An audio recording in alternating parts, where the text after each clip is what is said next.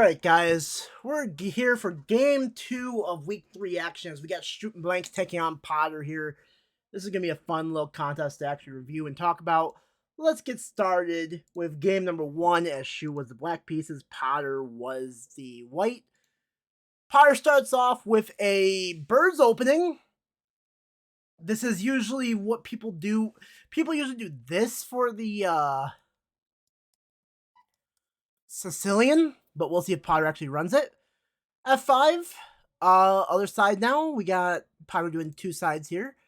Shu's just going to respond in kind with the same opening. Kind of just a copycat variation by Shu. We got the knights in right here. I'm guessing, ooh. Right now, I don't really know what either or are doing at the moment. This is not really logically sound openings, in my opinion, right now. But we'll see how it goes later on in the game here. E5, going after the center. Potter's going to, or Shu, my bad, gonna trade off a pawn for pawn and get an opening here for the queen. More than likely is what his plan is. Shu takes it, or Potter takes it. Shu responds in kind. What do we do here? You don't want to put the knight out right here. Not putting the knight out right here because this is not going to be well. Because Shu's just gonna push his pawn up one. What do you do here? Okay. H3. I don't like moving these pawns, like these 3 pawns right here. Or these 3 pawns. Just because I like having a structure for my team in the castle, but Potter's been doing it all tournament long. He's been doing this stuff, so it's kind of his identity at this point. Shu just gonna take the middle of the board. Not bad decision there. Just control the middle of the board. You control the game mostly, usually. Potter gonna actually defend it. Shu's gonna lock up that position. Now, what this does actually is it makes the queen not be able to come out right here right away, which is not a bad strategy. Like, the queen can maybe go out 1, but, I mean, if you want to move that queen out, you're going to have to go through a pawn here to really get it opening. Shu's going to open up the other side now. He could have actually, went this side if he really wanted to do a queen move, but we're just talking.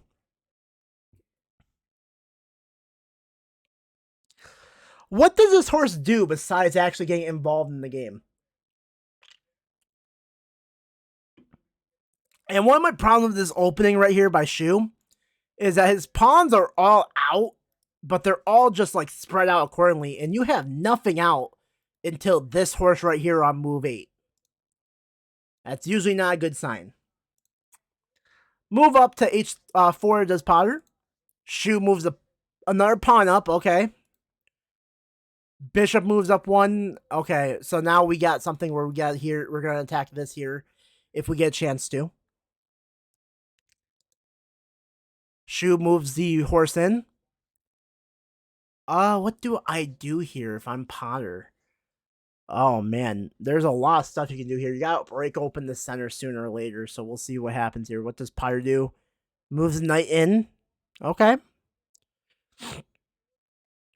It's just completely winning right now for Shu.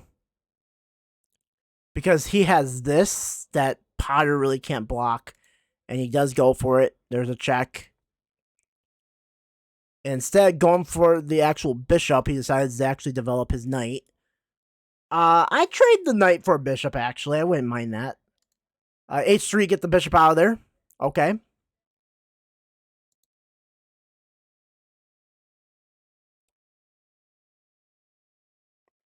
Okay. If I'm Potter here, I might move this here. Trade this down just to get like some opening with the queen here. That might be the best strategy right now, is to break open the structure and just start attacking. Like, sure, Shu will be up like a horse because of this, but at the same time, it at least gets your queen out and you have openings and you have stuff you can really do now compared to before. So, take that in mind. He takes the pawn. It was defended by the... he takes the pawn. Defended by the bishop and the horse. And then he goes in for the check. Getting way too close to comfort. Queen just going to take the horse. That's tunnel vision right there, not realizing the queen can take, and just trying to attack as quickly as he possibly can. There's a check, and the queen's gone. So right here, as you can see, just like this was stopping him from actually forking the queen and the king right there. You take it, and then all of a sudden, Shu gets the queen. Okay, another check. Coming in is Shu. I believe this is coming to force the queen down into this spot or this spot. And then if you go here, I believe game over because you can just go down with the queen. If you go here, I don't think it's actually over yet. We'll see what happens, though. Shu doing a good move right there, actually blocking it. Shu just gonna take the rook, though, but at least this doesn't make it where you can actually checkmate him yet because the rooks are now out. So that's decent move. Not bad. Goes a2, going for the horse. Now you're in mate in 12. It's hard for Shu to see a mate in 12, though. Just being honest. Like, he has to do everything right. We got the first move here going for the check. That's not a mate. That doesn't help the mate in 12. So now Shu has to move backwards. Or Potter has to move backwards. I'm sorry. Shu goes for another check. Shu just going to try and put Potter into check hell here. Takes the horse, does Potter. Okay. Shu gonna move the pawn up. He's gonna actually try and get the pawn to actually queen as well to finish the job here. Potter takes the bishop. Shu will gladly trade down, knowing that he's in the lead right now. Just has more pawns than Shu does, and also has a queen up. D8, gonna trade down the rooks here. Shu just gonna take it. We got mate in 2. Queen D2. Mate in 1. The mate in 1 is actually, I believe, queen to D2. That finishes the job. However, Shu goes in with the knight, with the rook instead. Forces the king down. And then queen just going to slide down right here into her DMs. And get the checkmate against Potter in game 1.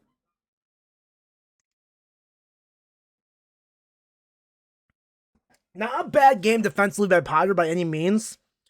The problem right now that Potter has is just the opening structure is just not good enough to actually defend for a long period of time. And plus, he doesn't really have any offensive maneuvers here in games like this, to where the structures that he makes just doesn't help him at all in the long run. But good win for Shu in game 1. Let's see how game 2 goes, and let's see if Potter can pull off a win here in game number 2. E4 by Shu. We got A5. Potter going with that classical wear defense where he's going to start pushing the pawns in the back first. Shu moves it in. He's going for a Vienna. Potter moves one pawn up. Shu just going to take that pawn. And here comes the pawn structure of Potter that's going to be made. Going to leave the rook hanging. Shu doesn't see that, though. And that bar is going to go all the way down. Shu still has a better position. Push the pawn up. Yes! Let's go! I get so happy when I see people pushing pawns up on horses. You have no idea. This is just gonna force this knight to say hello. How you doing, knight? You have to go somewhere. Where are you gonna go, knight? He goes into the structure. What are we gonna do here? We gotta probably move this to what? Maybe right here? Force the knight out. Maybe force the knight out. Potter goes to the other side of the board. Okay. I'm kind of like, I see what he's trying to do here. I also don't agree with it because I don't think it's actually the right move he should be making. Shu just pushes the pawn to the middle of the board. I'd take at this point. Shu's gonna take off the horse. Whatever Potter does, he cannot move this pawn. If he moves this pawn, it's just going to be a rook getting taken. I mean, this was defended by the horse. You didn't have to actually, and the bishop. You didn't have to put the pawn in the way, but okay. Moves the pawn, does Potter. Goes after the rook. He says, hello, rook, how you doing? I want you. The rook has to say no to being wanted. And Potter hangs it twice. So now we got the horse getting taken. Horse trade down. I'm surprised Shu didn't just trade down the bishop here. Potter needs to move the horse. He does not move the horse. He wants to actually trade down, I believe. I'm kind of surprised right here that Shu takes the pawn and actually damages the structure here on the G file. Because Shu, like, Potter cannot just move the rook 1 and then just take over the spot. Alright, not bad. Queen comes out. Check by Potter. Moves the bishop in the way. Not bad. It's still +8 for Shu, but I mean, Potter's looking a lot better in this game than he has in previous games before. I gotta give him credit for that. Maybe move it 1 down, move this here, and just start going for an attack on this. Okay, this attacks the queen, yes, but it's defended by the rook, so the queen's gonna be forced to move out of the way. It goes to G7, which is not the best case scenario for Potter. But it's not the end of the world. I mean, you can move the king down, defend the thing, and whoa, that's aggressive. Okay, so we got an attack on the king again. Shu has to move. He moves the pawn in the way. What I see right now for Potter is this, which is another check, and this time you can just start playing very aggressive on everything that Shu really does. I mean, you can still put him in check over here if you want to go like maybe... it's actually defended twice. So the attack is over at that point. But it does make Shu have to think a lot more, and he cannot make mistakes. However, he does leave the queen hanging. Shu takes the rook. Shu then takes the horse. Shu's not taking the queen. I believe at this point he just, wants to do a little bit of mess with him. Trades the bishops down to Potter. Potter puts another check in. Okay. Hold on. So if you're going to do something like this, where you're going to move the pawn to get the thing down and you're going to make him go here, instead of doing that first, I would put him in check, make him go down, do this. He can't take. He has to move this either in the way or whatever. But then, like, if he doesn't move the horse and he's just like, oh, I'm in danger, I need to do something dangerous, I have to do something to get out of it. So let's just say he does something like this, for example.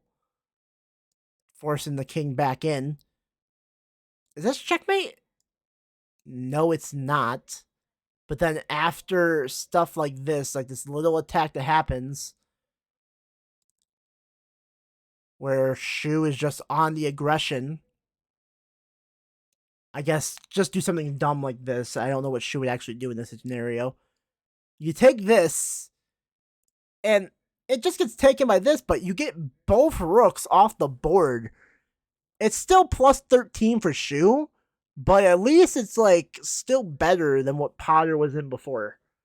But we got king c3 takes the pawn, and Shu will take it first. Queen goes down for a check. Right here, I think he forgot that his bishop was traded or something. It was just a bad move by Potter. Leaves the queen hanging. We got mate in 10. Mate in 7 now. Mate in 6. Mate in 5. Goes for pawns instead. He doesn't want to go for the mate too soon. Okay. Potter's just moving the king around. Mate in 6. Check. Mate in 5. Still mate in 5. He's just taking pawns instead. Mate in 3. Mate in 1. What's the mate in 1, guys? Mate in 1 is actually this. But this is hard to see as a beginner.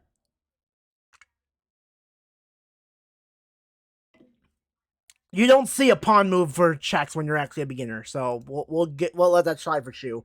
So he goes down. Grabs another pawn, I believe. Yeah. Mate in 3. Mate in 2. We're just gonna walk the king to hell. Okay. Okay. Okay. We got mate in 1.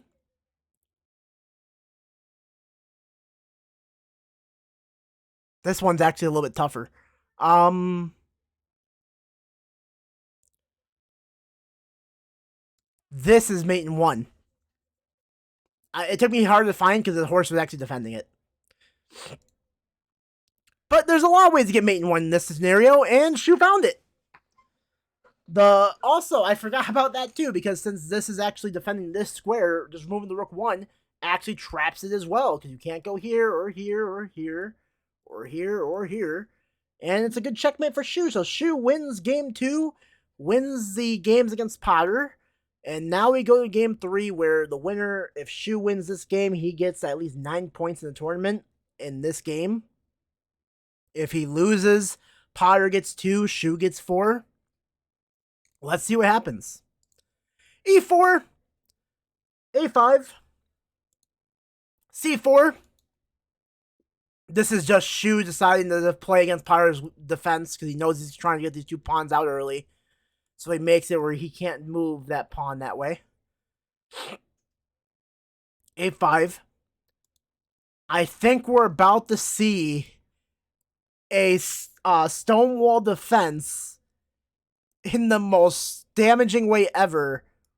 But only this time it's going to be white squares instead of black squares if Shu plays it like this.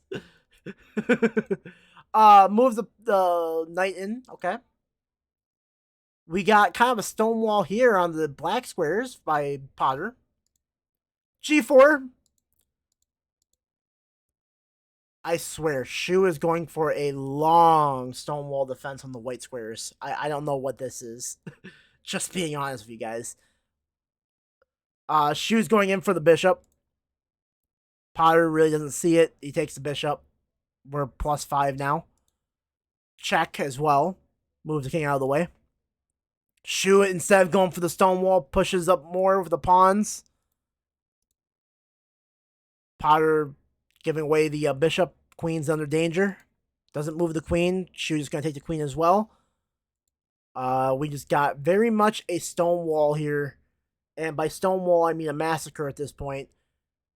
There is just nothing really. Shu just not taking Potter seriously anymore, I think. I think the first 2 games, Shu was kind of like, trying to learn his opponent, but now that he knows his strategy, he's kind of just taking advantage of it. Queen coming out. That's a check right there by Shu. King's in La La Land. There's really nothing that he can do. I mean, instead of going backwards, I would just force the issue. And yes, it is mate in 10 already in move 7, and we're already on move 16. But if you go in right there, you get basically mate in 11, but Shu goes backwards instead. Moves the pawn up the Potter. That's actually a decent move.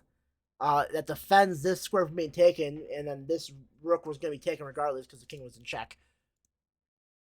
Pawn move up. We're going to see the queen probably roll through the other rook instead. And we do. We get a check. Defend with the horse. Okay, the horse is defended as well, so you can't just take it.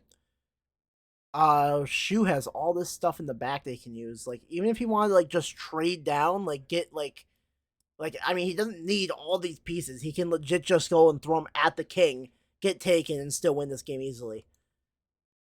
Shu just gonna take the pawn. Potter gonna move pawns up. We got mate in 10. Pawn move up by Shu. Potter trying to get out of the way. Check. Take the pawn. I mean, okay. Well, the horse was defending this. I was gonna say take this, but horse is defending it. But I mean, even if you do have a horse, you have 2 rooks and you have a lot of pawns. It didn't really matter that much. Shu takes another pawn here. Mate in 8. Mate in 4 right now. There's a check. Mate in 7. Mate in 5. There was mate in 2 actually here. Does anyone see it?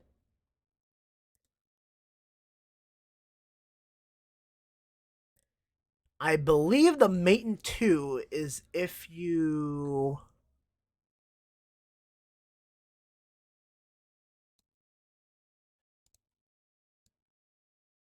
Do you have to go right here? Is it a queen move?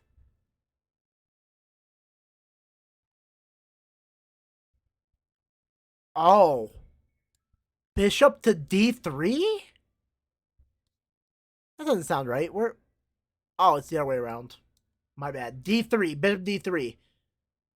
And then you got mate in 1 because the king can only go... Well, it can go 2 spaces. It can go with the e5, which then leads to the knight getting the checkmate.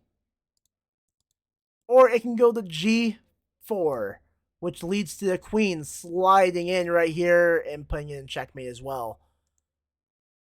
Shu just goes in for the check instead.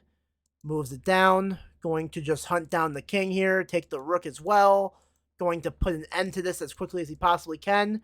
He's going to march the pawn down to the board here. And yes, while this was going on, there was mate in 1 from the pawns.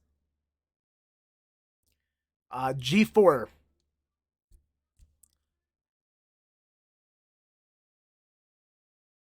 Or not by the pawn, by the queen, I'm sorry. So, like, queen moves to here, that's mate in 1. But Shu decided to take it safe rather than sorry instead of trying going for that checkmate. He goes, he makes another queen. He's going to go in here, and he's going to get checkmate with the queens on the top of the board. And that is going to do it for game 3. And just like that, Shu wins 9 points from Potter. And wins his game easily against Potter. Beautiful win by Shu. Gets a 3-0 count. Gets 9 points on the games this time. The standings go as follows. Shu is now 2-1 in the standings with 14 points. Potter at 0-3 with 0. Good games all around though by both men. I believe I see improvement by both people, by the way.